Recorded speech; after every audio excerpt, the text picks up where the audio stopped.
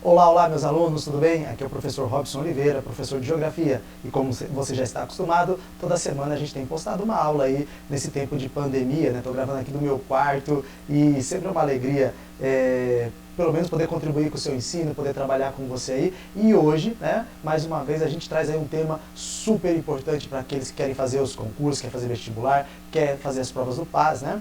Que é urbanização.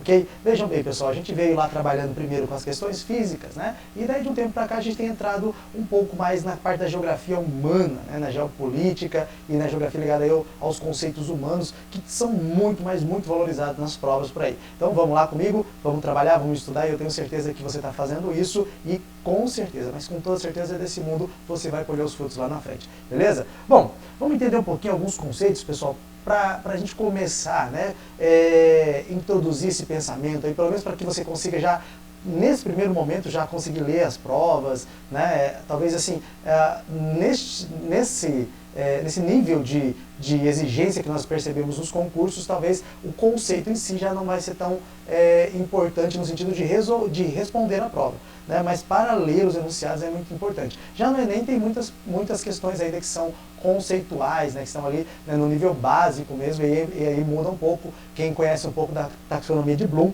vai entender do que eu estou falando, que a gente tem lá o nível conceitual, nível operatório, né, e o nível global, e basicamente ali então as questões conceituais são esse nível básico ainda, né?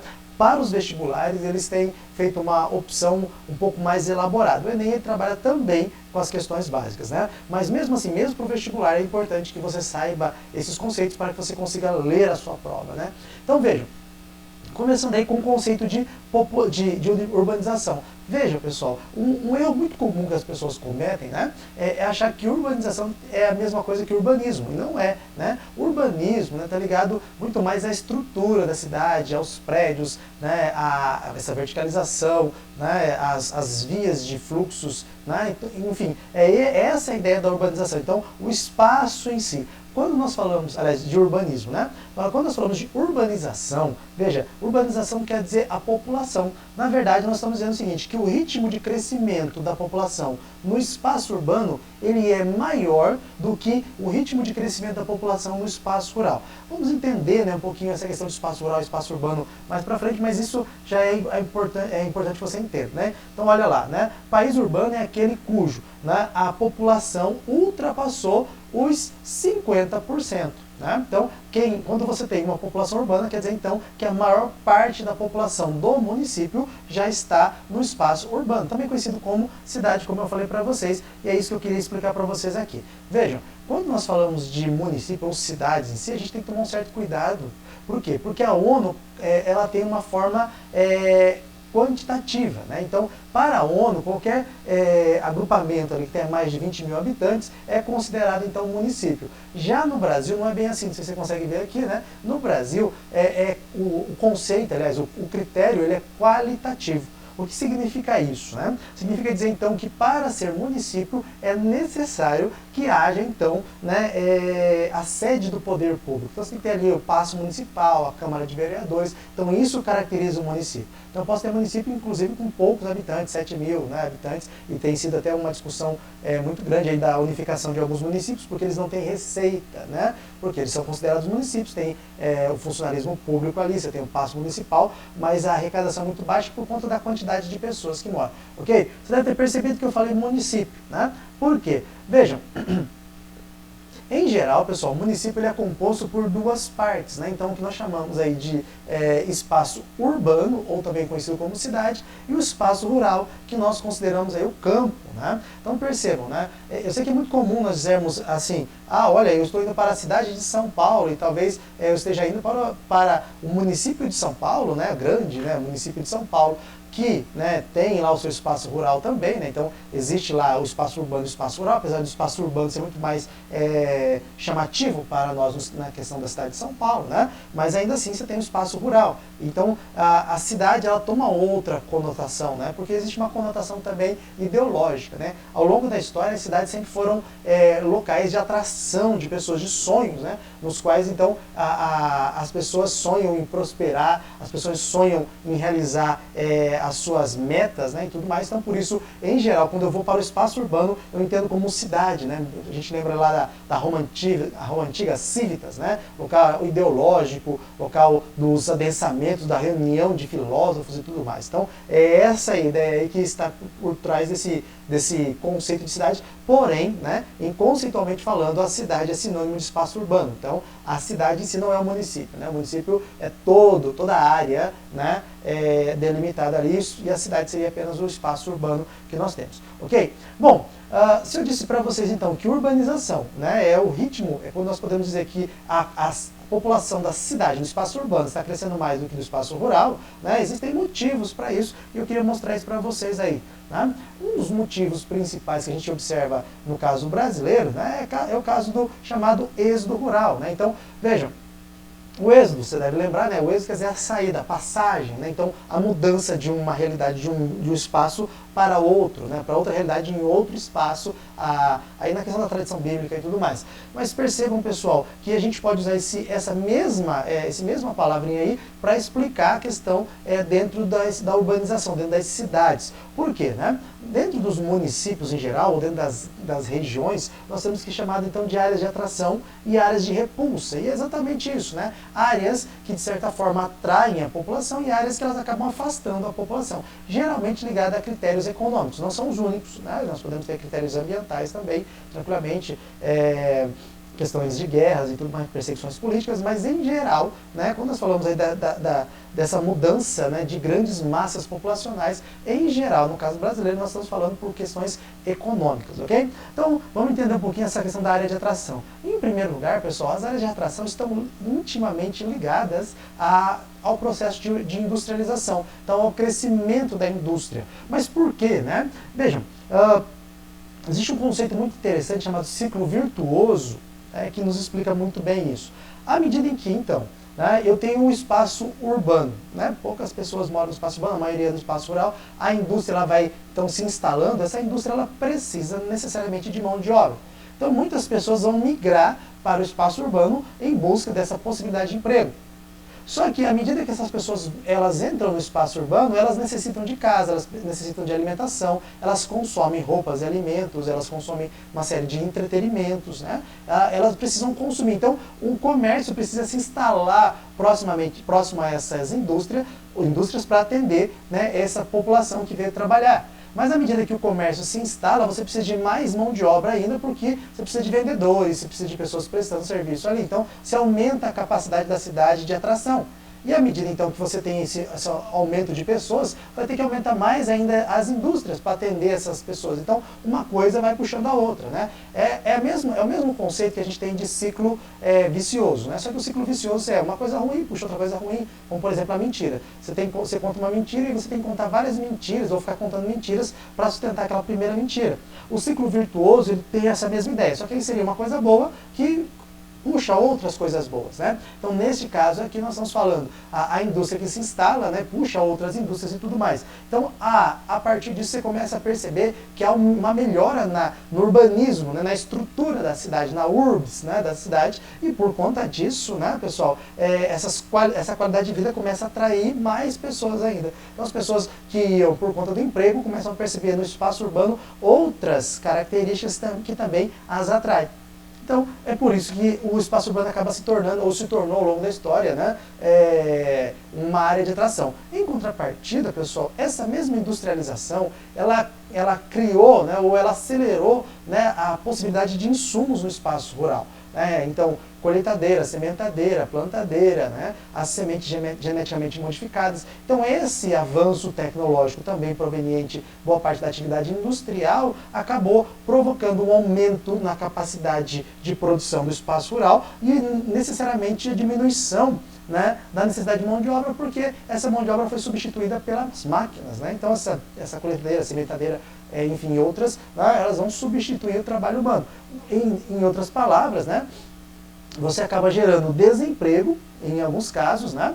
E em outros também, além do desemprego, também a concentração de terra. Por quê? Porque nem todos os agricultores terão condições, terão capacidade financeira de adquirir essas máquinas, de adquirir essas sementes selecionadas e por isso não conseguem concorrer com os grandes agora empresários da agricultura e por conta disso vão acabar vendendo as suas propriedades ou arrendando essa propriedade para uma empresa de cana-de-açúcar, uma grande empresa que necessita de matéria-prima do meio rural, né? vai arrendar essa propriedade ou vender essa propriedade e vai se mudar para as cidades. Então nós temos aí, né, o chamado desemprego, né, estrutural no campo, né? Então uma nova estrutura de trabalho, uma nova estrutura proporcionou aí a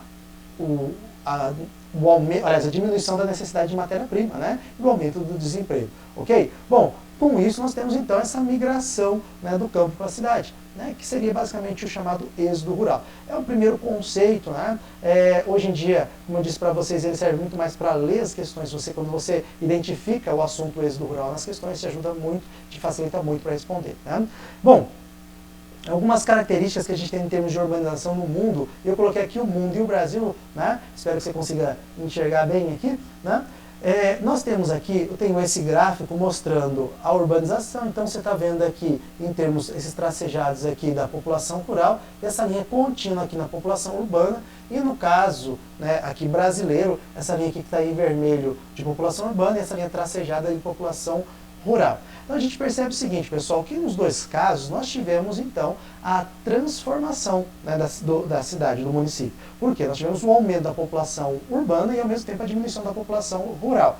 Só que quando a gente observa no mundo, né, essa transformação ela foi um pouco mais lenta, né? Então, se a gente pegar aí a maior parte dos países, né, juntando todos os países, a gente percebe aí que o mundo, né, quando a gente pensa em planeta Terra, ele só se tornou urbano, ou seja, com a maioria do espaço rural, ali próximo a 2010. Né, na era de 2009, quase ali, né, nós tivemos essa possibilidade. Agora, quando nós observamos o caso brasileiro, pessoal, nós vemos o seguinte, que a população, lá em 1940, aqui o gráfico de 1950, a população urbana era 36,2% e a população rural 63,8%, né, rapidamente, né, na próxima década já está diminuindo bem, e quando nós vamos ver entre a década de 1960 e 1970, já é essa transformação.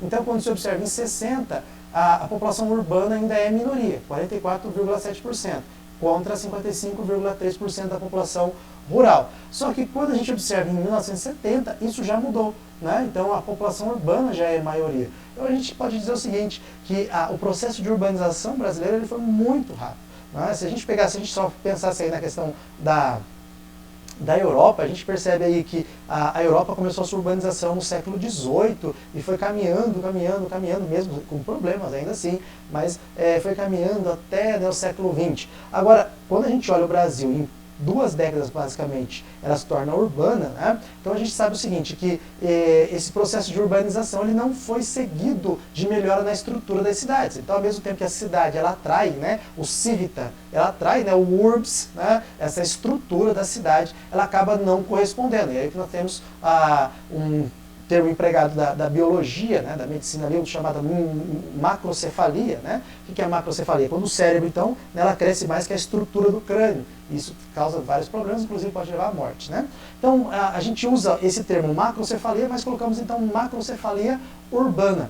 Por quê? Então nós estamos dizendo então, que a população dentro desses núcleos urbanos, desse espaço urbano, está crescendo mais do que a capacidade estrutural da cidade de absorver, né? Então nós criamos uma série de problemas urbanos, e entre eles aí eu coloquei para vocês aí a favelização, né? Então é importante a gente entender que o processo de favelização ele é um processo um pouco mais complexo do que isso, né? Então a favela em si, ela é na verdade uma forma que a comunidade, que a população conseguiu para resolver um outro problema, que era a falta de moradia causada por essa macrocefalia urbana, né? Então a gente percebe o seguinte, apesar de dizermos problema urbano favelização, né, o aumento das favelas, nós entendemos o seguinte, que o grande problema é a falta de moradia, que acabou sendo compensado aí de uma forma não muito boa, né? Mas acabou sendo compensado pelas ocupações ilegais que nós chamamos de favelas, então, ok? Bom, além então das favelas, nós temos também a falta de saneamento em algumas regiões, então a necessidade de você colocar e se instalar,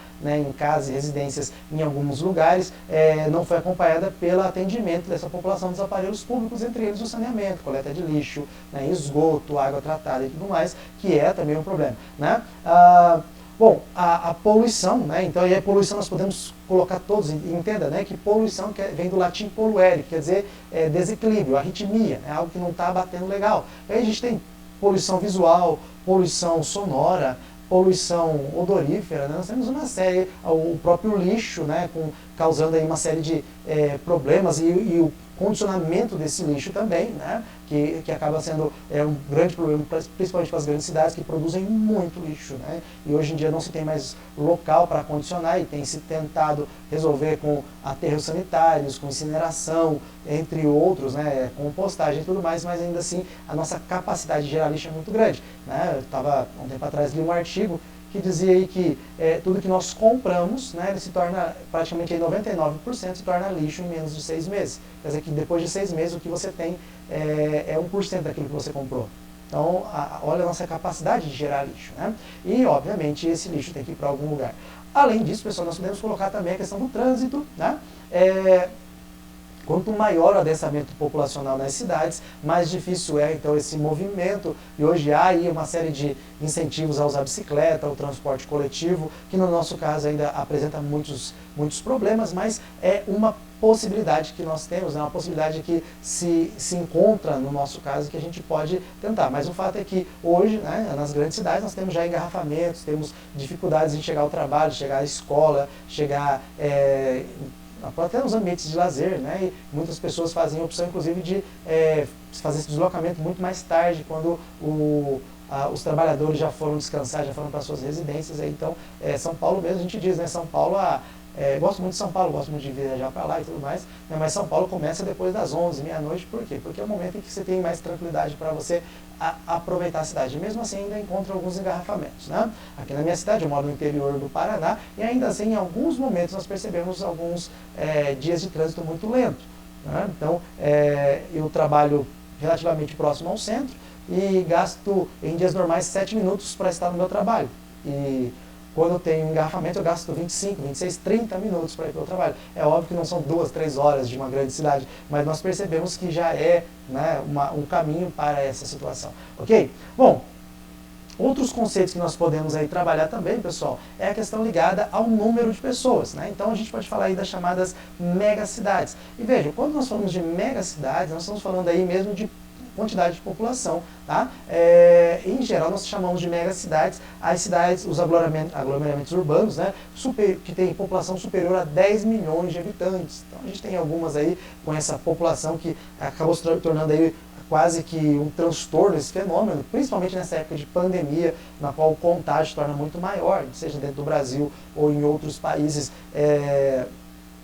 Percebemos que quanto maior o adensamento populacional, maior a capacidade de contágio, né? Então, as cidades em geral, as megacidades em geral, elas têm também essa situação, né? Bom, um outro conceito que é muito ligado à questão do crescimento urbano, né, é a questão da conurbação. Vou pegar uma água aqui, né, meio, como falei para vocês, um pouco artesanal aqui na minha estrutura. Vou ter que tomar um pouquinho de água, caso você não tenha percebido aqui, né, sou santista mesmo, né, alvinegro praiano.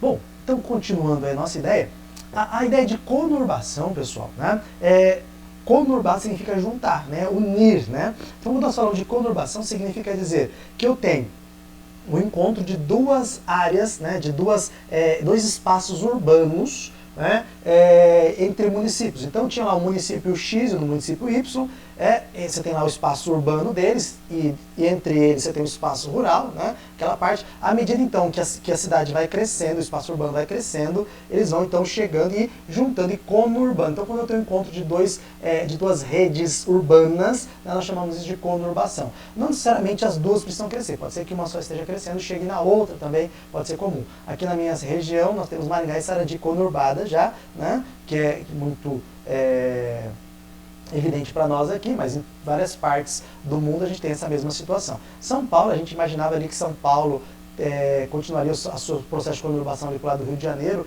né, indo já para o estado do Rio de Janeiro para a gente formar uma megalópole, né, mas a gente percebe São Paulo crescendo muito mais para o lado de Santos, né, então formando aí várias conurbações até chegar em Santos ali. Aqui eu tenho uma lista, né, das principais megacidades que a gente tem no mundo aí, né, quantidade absurda, né, 38 milhões, 38,8 milhões em Tóquio, né, Jacarta, né, Seul, Katachi, Xangai, Nova York, Manila, né, Cidade do México, Delhi.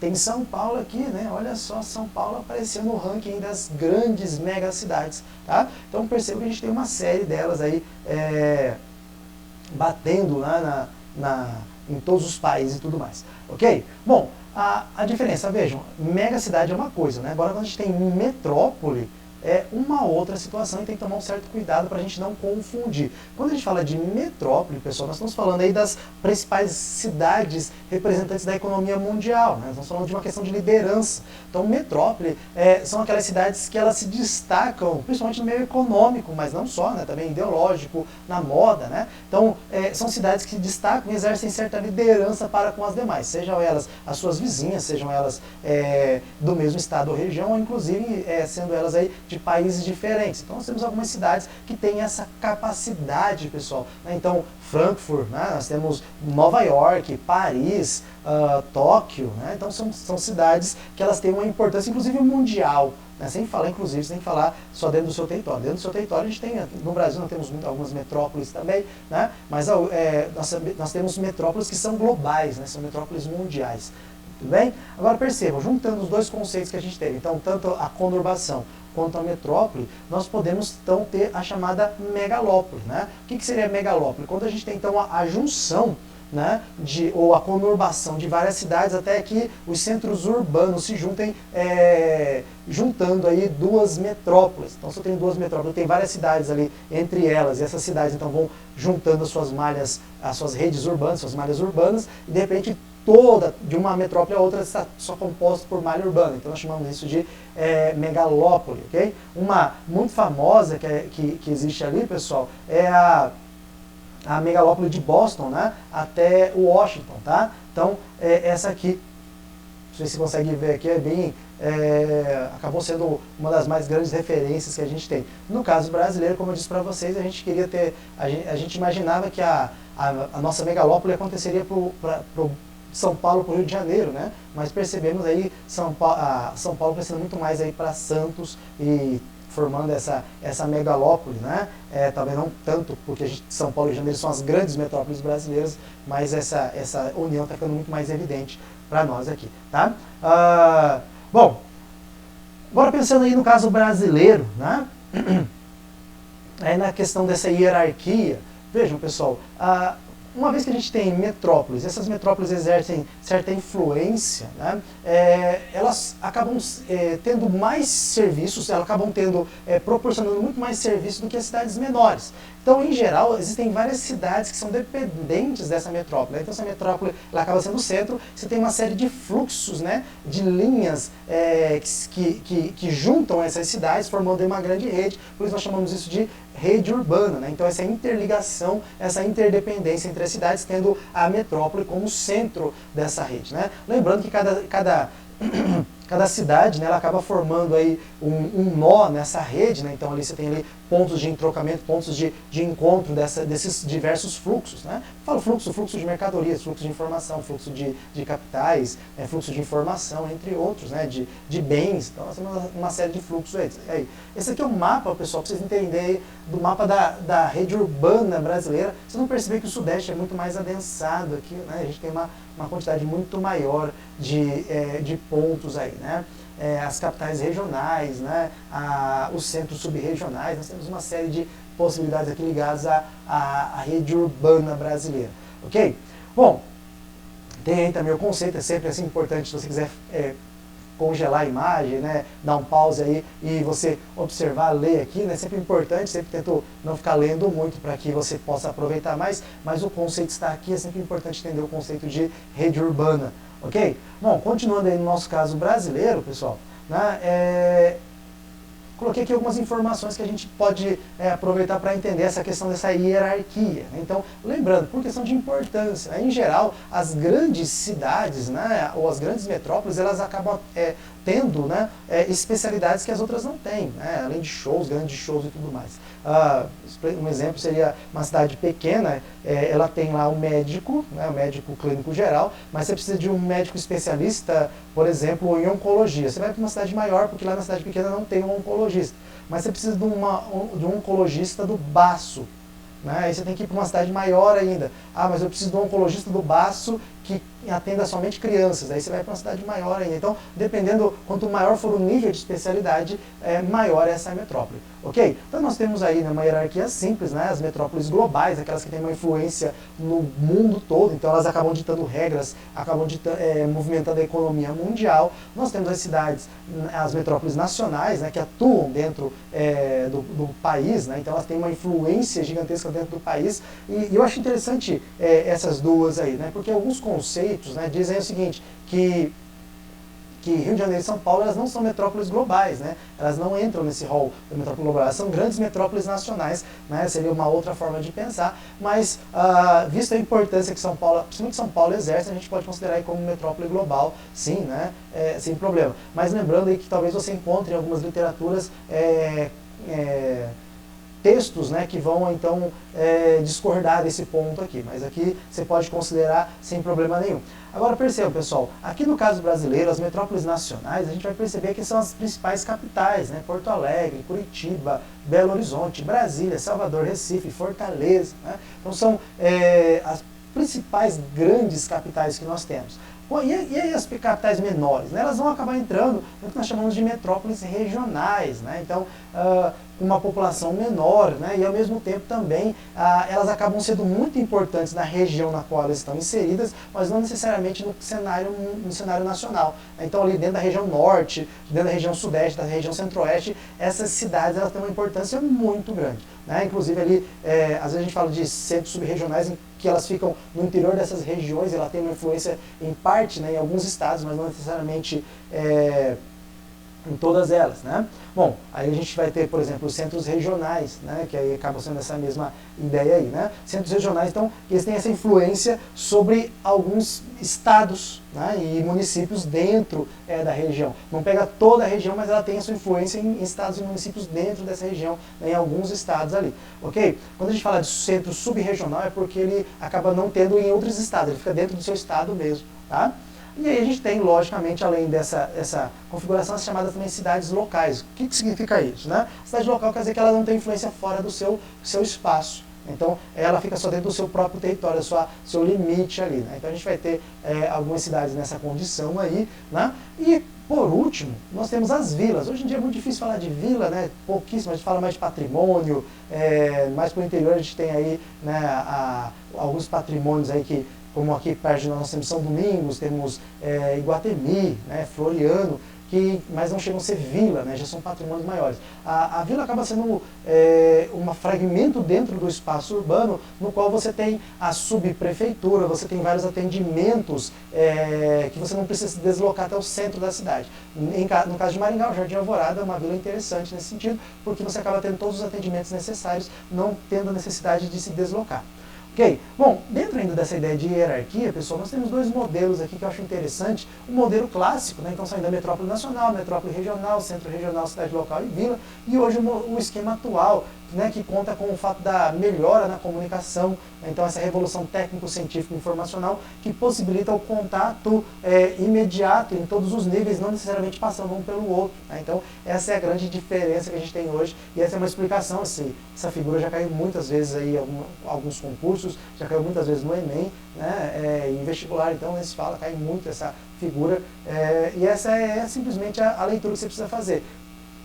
O clássico passando um pelo outro, e aqui o esquema atual que dispensa necessariamente essa passagem de um pelo outro escalonada aí, né? Por quê? Porque você tem a possibilidade, né, de contar com a revolução da informação, ok? Bom, era essa aula aí, não é uma aula tão longa assim, estou olhando aí o tempo que nós gastamos, 29 minutos e um pouquinho, né? Mas a gente tem uma questão que a gente pode resolver, tá? Então, falando um pouquinho da urbanização brasileira, tá? A gente tem assim, Sobre a estruturação urbana e dinâmica da urbanização no Brasil, assinale o que for correto. Então, a 01 para você.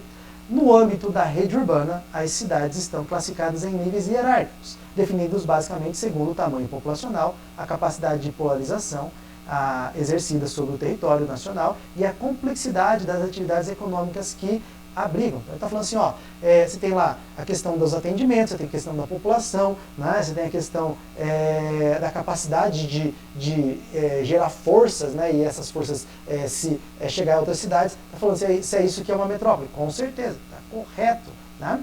Perfeito. Bom, o plano diretor, pessoal, eu acabei não falando aí, o plano diretor seria então um planejamento que as cidades fazem, né, para determinar as áreas de especialização, né, as áreas de comércio, as áreas residenciais, as áreas mistas, para que lado a cidade vai crescer e tudo mais. Então, é um planejamento que é feito, né, visando, né, esse crescimento ordenado e com qualidade da cidade. Tá? O plano diretor interfere no dia a dia dos cidadãos, na medida em que a lei de zoneamento especifica os vetores de crescimento das cidades. Então, diz para que lado a cidade vai estar crescendo, né? Sul, norte, né? E aí vai. Aponta, por exemplo, quais locais é permitida a instalação de indústrias ou casas noturnas, dentre outras regulamentações, que podem ter impactos sobre a qualidade de vida, sobre a valorização ou desvalorização dos imóveis. Mais uma vez, está correto, né? Então, perfeita essa descrição aí. Vamos lá. Considerando a terminologia utilizada no âmbito da geografia urbana, verticalização corresponde ao termo utilizado para referir a um processo de crescimento da população urbana de determinado país, que supere em média o crescimento da população mundial. Não, pessoal. Né? A verticalização significa, então, quando você melhor aproveita o espaço urbano, né, de forma que você constrói edificações umas sobre as outras. Ao invés de ser, então, horizontal, ela é vertical, chamados prédios. Né? Então, os prédios que nós temos são estruturas verticais, é um processo de verticalização, ok? Então, assim, nós temos o crescimento vertical da população, que é um outro conceito, né, que é a questão da população saldo entre aqueles que nascem e aqueles que morrem, também conhecido como crescimento natural, mas é um outro conceito, tá? Aqui, então, está errada a alternativa, tá? O maior número de nascimentos ocorridos nas cidades fez com que a taxa de população urbana registrada no Instituto Brasileiro de Geografia e Estatística superasse a taxa de população rural já na década de 90. Então, eu já disse para vocês que no nosso caso foi entre 1960 e 1970 e também não foi o aumento dos nascimentos, né? O que foi a migração, né, campo-cidade. Então, essa também está errada. Vamos lá para a última. Considerando a rede urbana brasileira e o Centro-Sul, aliás, a rede urbana brasileira, o Centro-Sul abriga grande número de metrópoles, capitais regionais e centros subregionais, além de outras cidades de menor importância hierárquica. Sim, pessoal, quando a gente fala aí dessa divisão, né, do Pedro Pincha-Geiger, né, em complexos regionais, junto ali o Centro-Sul seria, então, pegando ali uma parte do Mato Grosso, o Sudeste e também o Sul do Brasil. E é realmente a região, né, na qual nós percebemos o maior número de grandes cidades, também de acesso à tecnologia e tudo mais, de faculdades, laboratórios e tudo mais. Né? Então é assim, né? O Milton Santos considerou também a região concentrada, né, aquela região que você tem o maior número de inserção na internet, de conhecimentos científicos e tudo mais, né, de pesquisas científicas e tudo mais, ok? Então, essa última está correta, pessoal. Aí nós temos o fim dessa questão, uma questão básica aí da Universidade Estadual de Maringá. Espero que você tenha gostado, espero que esteja contribuindo para você. E fica aí o meu tchau, né, e a indicação que você estude, procure as aulas no canal e tudo mais, que vão te ajudar muito. Tá bem? Obrigado, pessoal. Até semana que vem.